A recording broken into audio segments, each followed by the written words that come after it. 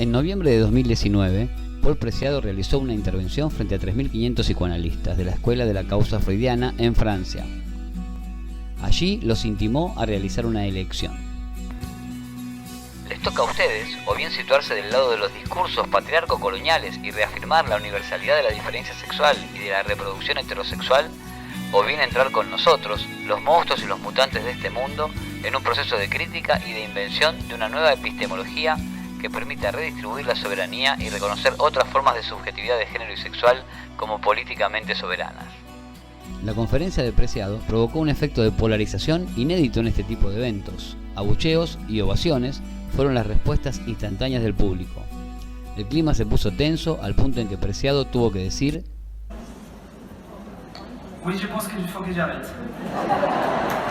pero también pudo observarse entre el público gente que no silbaba ni aplaudía. Quisiéramos creer que eran personas que estaban intentando pensar algo, o al menos que no se dejaron atrapar por la inmediatez de la respuesta instantánea. Porque toda reacción inmediata, eufórica, de adhesión o de rechazo, solo puede generarse a partir de creencias y principios morales.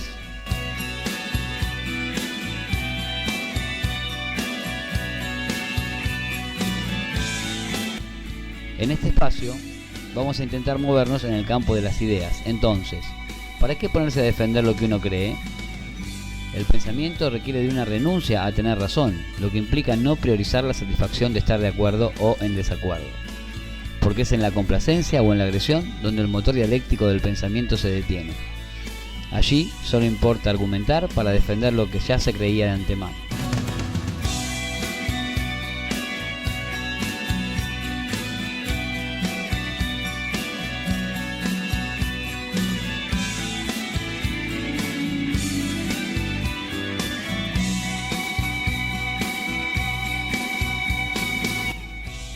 Lo cierto es que a nadie le resultó indiferente el discurso de Preciado, y eso significa un gran éxito para su postura, también fundamentada, política y militante.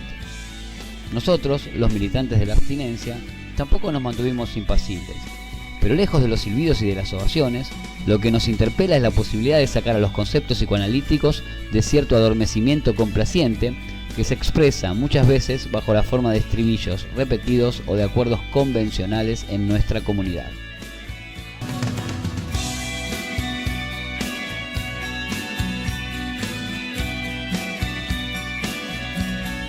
Preciado vino a cuestionar al psicoanálisis convencido de poseer un saber sobre qué es el psicoanálisis. Nosotros proponemos, en cambio, no cuestionar, sino poner en cuestión. Someter a discusión los postulados del psicoanálisis para darle una voz al mundo silente, ese grupo de personas marginado del nuevo orden de la inmediatez que todavía quiere realizar el esfuerzo de pensar algo. Lejos de las estridencias polarizantes, nuestro podcast está dirigido principalmente a quienes eligen tomar distancia del brillo fálico de discursos cautivadores que se inscriben en el marco de la aprobación o del rechazo. Quizás pueda ser escuchada también en las redes sociales una voz reflexiva, una voz sin estridencias.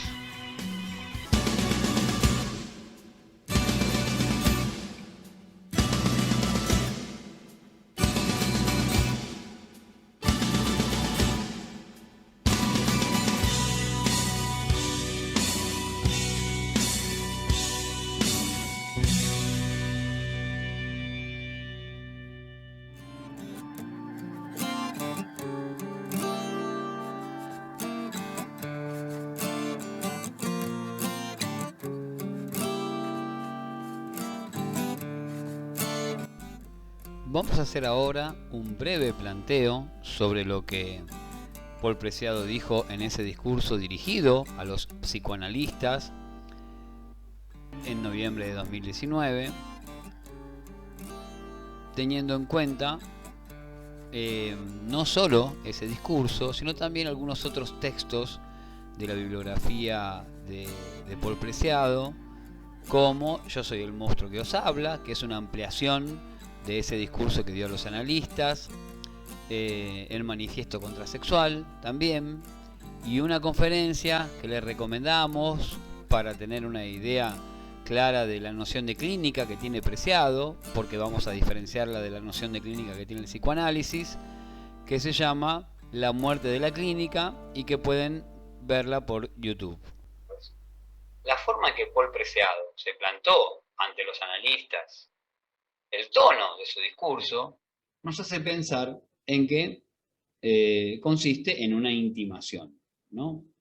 Una intimación a elegir entre qué, ¿no? Bueno, a elegir entre seguir sosteniendo la vieja epistemología eh, patriarco-colonial, heteronormativa, que según Preciado siempre sostuvo el psicoanálisis desde sus comienzos, a fines del siglo XIX, o entrar con nosotros, dice, los monstruos y los mutantes de este mundo, en un proceso de crítica y de construcción de una nueva epistemología que vendría a reemplazar a la epistemología patriarco-colonial, y que, bueno, por otro lado no queda muy claro en su discurso cuál sería esa nueva epistemología que vendría en lugar de la vieja epistemología patriarco-colonial perimida.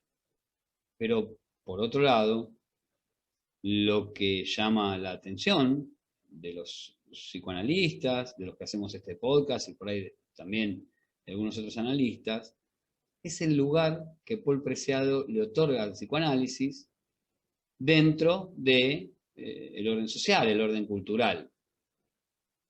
Porque según su perspectiva, el psicoanálisis sería, junto con la psiquiatría, por ejemplo, una práctica normalizadora, binaria, absolutamente heteronormativa, cuya finalidad clínica estaría destinada a corregir conductas desviadas, funcionando así como un aparato de verificación que decide qué es lo sano y qué es lo patológico. Es posible que algunas formas de psicoanálisis se hayan acoplado, hayan adherido a esa clínica, podríamos decir, rotulante, que hace del diagnóstico un arma patologizante. Bueno, si es así, realmente estaríamos de acuerdo con Preciado, porque no comulgamos con ese tipo de psicoanálisis, que estaría quizás más dentro de un orden institucional, un orden biopolítico, pero que no tendría que ver con lo que estrictamente llamamos clínica los psicoanalistas, ¿no? Entonces lo que nos interesa hoy, ¿no?, es rescatar lo propio de la clínica psicoanalítica. Voy a hacer una cita de Freud para arrancar, tratando de tomar los ejes sexualidad y clínica. Está en la conferencia 20, la vida sexual de los seres humanos, y que dice, ¿no?, que lo siguiente: lo que fuera del psicoanálisis se llama sexualidad, se refiere solo a una vida sexual restringida, puesta al servicio de la reproducción y llamada normal, ¿no? En Tres ensayos de una teoría sexual, Freud también habla que existe una sexualidad llamada normal. ¿Qué quiere decir eso? Considerada normal culturalmente, ¿no? Considerada normal en el discurso común, en el discurso ordinario, ¿no? Porque el ideal de normalidad no es un invento del psicoanálisis, ¿no? El ideal de normalidad pertenece al orden cultural, pertenece al discurso mismo, ¿no? Y como dice Freud, justamente, pertenece a lo que fuera del psicoanálisis se llama normal. Respecto de la sexualidad, entonces, tenemos acá una primera diferencia importante entre Freud y Preciado, ¿no? Porque Preciado pone el psicoanálisis dentro de la norma, mientras que Freud sustenta, argumenta y crea una praxis que ubica la sexualidad como algo que resiste al ideal cultural normativo, ¿no? La sexualidad es en sí misma resistencia, aunque podríamos decir, y sería bien psicoanalítico decirlo de esta manera, que la sexualidad es insistencia, ¿no? Porque encuentra la forma de expresarse a pesar de todos los diques culturales, incluso la herencia filogenética, como dice Freud en Tres ensayos, que pretenden restringir su amplitud a la heteronorma y a la reproducción. Freudianamente, entonces, la sexualidad es perversa por estructura, ¿no? Y cuando digo perversa, lo digo en este sentido, ¿no? En el sentido de que la propia constitución sexual del ser humano contradice los mandatos culturales de la sexualidad pretendidamente normal. En el libro Yo soy el monstruo que os habla, Preciado cuenta que abandonó un tratamiento psicoanalítico, ¿no? Y dice que lo abandonó porque el analista intentaba por todos los medios que yo pudiera deshacerme de lo que él pensaba que eran las múltiples formas de fetichismo que amenazaban mi sexualidad femenina. Lo que para el analista eran desviaciones fetichistas constituían para mí, dice Preciado, experimentaciones fundamentales hacia una nueva epistemología del ser vivo sexual, más allá de la dicotomía hombre-mujer, pene-vagina. Bueno, en primer lugar, resulta completamente lógico que Preciado haya abandonado ese tratamiento.